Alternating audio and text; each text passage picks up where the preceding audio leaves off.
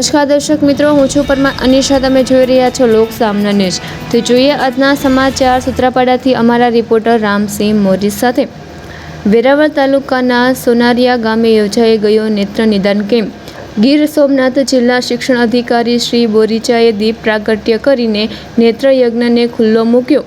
વેરાવળના સોનારિયા ખાતે શ્રીમતી રમાબેન અનિલભાઈ પારેખના સહયોગથી જિલ્લા અંધત્વ નિવારણ સમિતિ ગીર સોમનાથ અને ગુજરાત સમવન્ય શેડ્યુલ્ડ કાસ્ટ સંગઠન સોમનાથ અને જન સમાજ સેવા સંઘના સંયુક્ત ઉપક્રમે શિવાનંદ મિશન હોસ્પિટલ વીરનગર દ્વારા વિનામૂલ્ય નેત્ર યજ્ઞનું આયોજન કરવામાં આવ્યું હતું.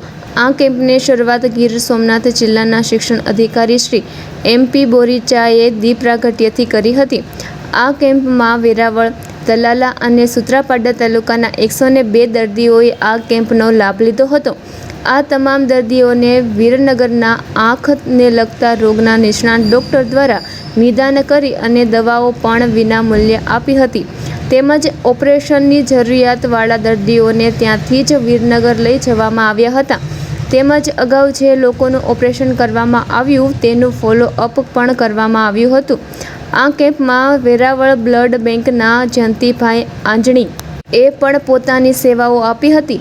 આ કેમ્પને સફળ બનાવવા પ્રાથમિક શાળાના આચાર્ય શ્રી અજયસિંહ ઝાલા, મૂળાભાઈ સોલંકી, પ્રફુલ્લભાઈ સોલંકીએ ખૂબ જહેમત ઉઠાવી હતી એવું ગુજરાત સમવન્ય શેડ્યુલ્ડ કાસ્ટ સંગઠન સોમનાથના અધ્યક્ષ અને આયોજક ભગવાનભાઈ સોલંકીની એક યાદીમાં જણાવ્યું છે.